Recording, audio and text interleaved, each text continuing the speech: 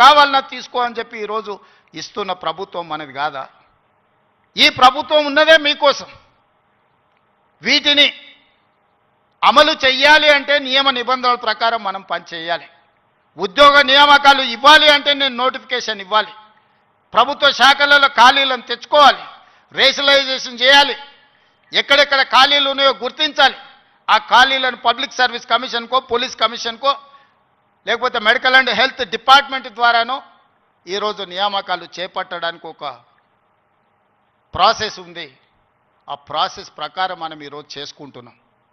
ఒకనాడు నోటిఫికేషన్ల కోసం మీరు ధర్నాలు నిరసనలు చేసేది.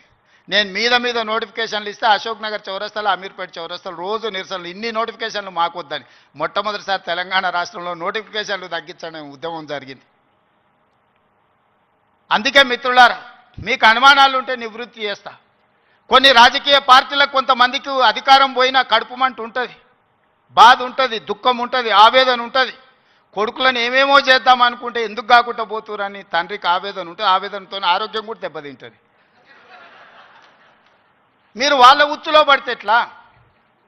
నేనెవరినే? మీరందరు కలిసి చేస్తేనే ముఖ్యమంత్రి అయినా కదా. నేను ఆకాశం నుంచి ఊడిపడ్డానా? అమెరికా నుంచి వచ్చినా? ఏ నుంచి వచ్చినా? నల్లమల్ల అడవుల నుంచి, కొండారెడ్డిపల్లి నుంచి వచ్చిన గా ప్రొఫెసర్ కాసింది మాది పక్క ఊరే.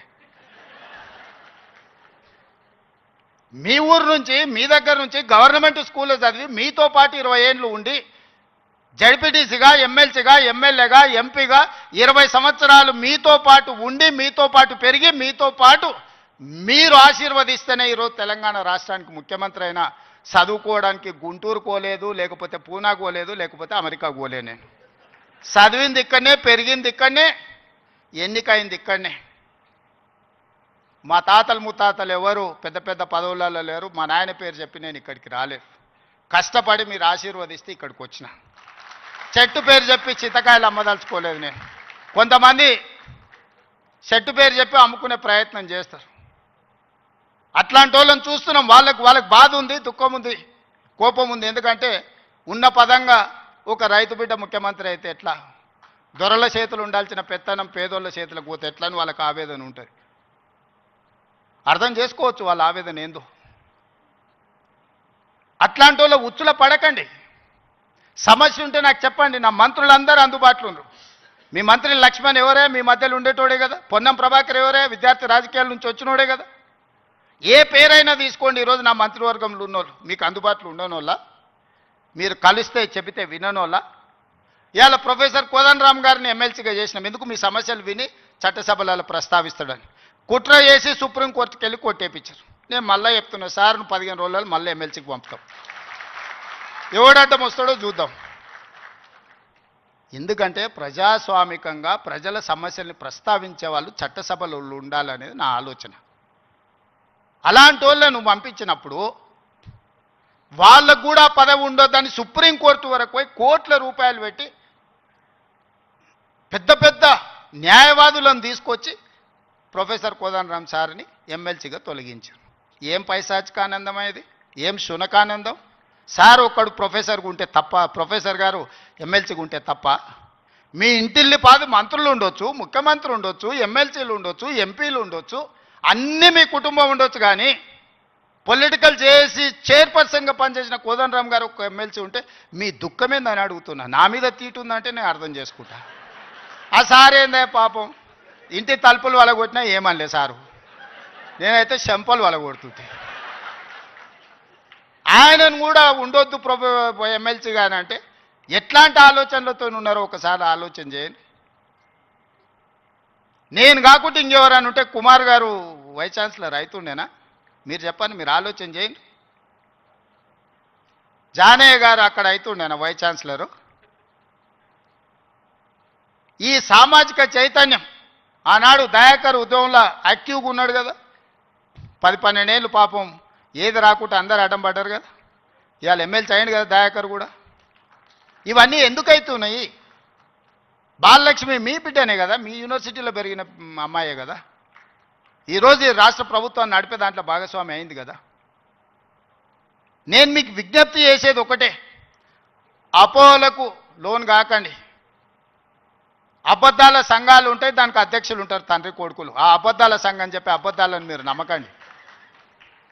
ఈ అబద్ధాల సంఘము ఊరంతా వాట్సాప్ అని, సోషల్ మీడియా అని, ఆ మీడియా అని అడ్డగోలుగా సంపాదించింది ఖర్చు పెట్టి అబద్ధాలన్నిటిని కూడా అందులో పెట్టి ఈ మనం పిల్లలందరూ కష్టపడి సాంకేతిక నైపుణ్యంతో ఏఐ తెస్తే ఏఐ పెట్టి సెంట్రల్ యూనివర్సిటీ దగ్గర ఏనుగులు సింహాలు ఉన్నాయి, వాటిని మేము చంపుతున్నామని పెట్టారు.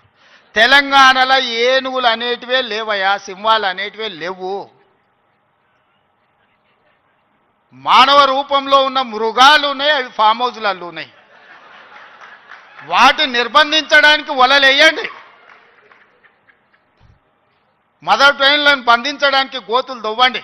లేని ఏనుగులను, లేని సింహాలను సెంట్రల్ యూనివర్సిటీలో ఉన్నాయి, వాటిని నేను చంపేస్తున్నా అని చెప్పి సోషల్ మీడియాలో ఆర్టిఫిషియల్ ఇంటెలిజెన్స్ను ఉపయోగించి అతి తెలివితేటలన్నీ ప్రదర్శించి అడ్డుకున్నారు. ఎంతకాలం అడ్డుకుంటారు? ఏది ఇష్టం లేదు వాళ్ళకు. ఏదన్నా మనం వచ్చినాక చేస్తా అన్నది ఏదన్నా ఇది మంచిగా ఉంది, ఇది బాగుంది అన్నారా? గంజాయి డ్రగ్స్ను నిర్మూలించడానికి ఈగల్ ఫోర్స్ అని తెచ్చినాం, అది ఎందుకయ్యా రద్దు చేయండి అన్నారు.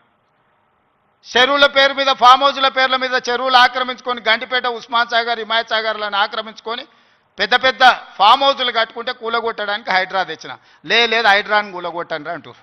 మన వరదలు వచ్చినప్పుడు సామాన్యులు చెప్తారు, సార్ మా ఇళ్ళకి నీళ్ళు వచ్చినా, మా టీవీలు, ఫ్రిడ్జులు, మంచాలు, మా ఆస్తి అంతా తడిచిపోయింది, ఏం చేయాలి సార్ అని. సన్న బియ్యం ఇస్తే ఇచ్చేదే లేదండి, రేషన్ కార్డు ఇస్తే వద్దండి. ఏది చేసినా వద్దంటురు. ఈ వద్దనేటోళ్ళని ఏమనాలో మీరే చెప్పుర్రి. ఏదన్నా ఒక్కటన్నా అభినందించినా 20 నెలల్లో అన్ని ఇచ్చిపెట్టుండ్రి. వైస్ ఛాన్సలర్ నియమించిన మంచి పనే కదా, రిక్రూట్మెంట్ ఇవ్వమని అనుమతించిన మంచి పనే కదా. గలీజ్ అలవాట్లు ఉన్న గంజాయి డ్రగ్స్ను రద్దు చేయాలి, ఈపులు ఇరగొట్టాడని చెప్పిన అది అయితే మంచి పనే కదా. ఇవి కూడా అభినందించకుండా నన్ను తిడుతున్నారంటే వాళ్ళ ఉద్దేశం ఏంది, వాళ్ళ దుఃఖం ఏంది? మీకు వాళ్ళతో ఉన్న లాలుచేంది, గంజాయి అమ్మేటోళ్ళతోని, డ్రగ్స్ అమ్మేటోళ్ళతోని. దీపావళి పండుగ కంటే దావత్ చేసుకున్నాడంట బామ్మర్ది. మేము దీపావళి పండుగకు చిచ్చుబుట్లు కాల్చుకుంటే వాళ్ళు సారా బుట్లు పెట్టుకొని దావత్ చేసుకున్నాం. అందులో పట్టుకుంటే డ్రగ్స్ తీసుకున్నాడు దొరికింది. అట్లెట్లా పట్టుకుంటారు అంటాడు. అంటే డ్రగ్స్ తీసుకుంటే పట్టుకోవద్దా? మీరే చెప్పుర్రి. వద్దు అని అంటే వదిలిపెడదాం. మరి మీరు అందరు కలిసి తీర్మానం చేస్తే గంజాయి డ్రగ్స్ తీసుకోవచ్చు, మనం ఏమనొద్దు. తెలంగాణ రాష్ట్రంలో వాళ్ళు చెప్పినట్టు మరి అట్లాంటి రాజ్యాంగం ఏదైనా ఉంటే నాకు చూపియ్యరు. ఇట్లాంటి వాళ్ళు తెలంగాణ సమాజానికి పట్టిన చెదలు. ఆ చెదల్ని మనం ఒకసారి గుర్తించడం కొంచెం ఆలస్యం అవుతుంది. ఎందుకంటే మన ఇళ్ళల్లో మనం వుడ్ వర్క్ చేసుకున్నప్పుడు ఇట్లనే కనిపిస్తుంది, లాస్ట్కి ఇట్లా చూస్తే మొత్తం డొల్లయిగా అనిపిస్తుంది.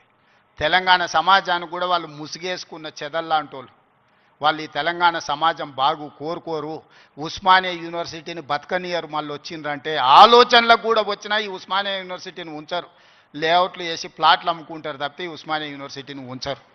ఎందుకంటే చదువుకోవద్దు. వాళ్ళ ఏకైక కుట్ర ఒక్కటే, గొల్లోళ్ళు గొర్రెలు పెంచుకోవాలి, మాదిగోళ్ళు చెప్పులు కుట్టుకోవాలి, గౌన్లోళ్ళు ఈదులు గీసుకోవాలి, ముదిరాజులు చేపలు పట్టుకోవాలి, వాళ్ళు మాత్రం దొరలు మాత్రం రాజ్యాలు ఏలుకోవాలి. గింతనే సింపుల్ ఫిలాసఫీ వాళ్ళది.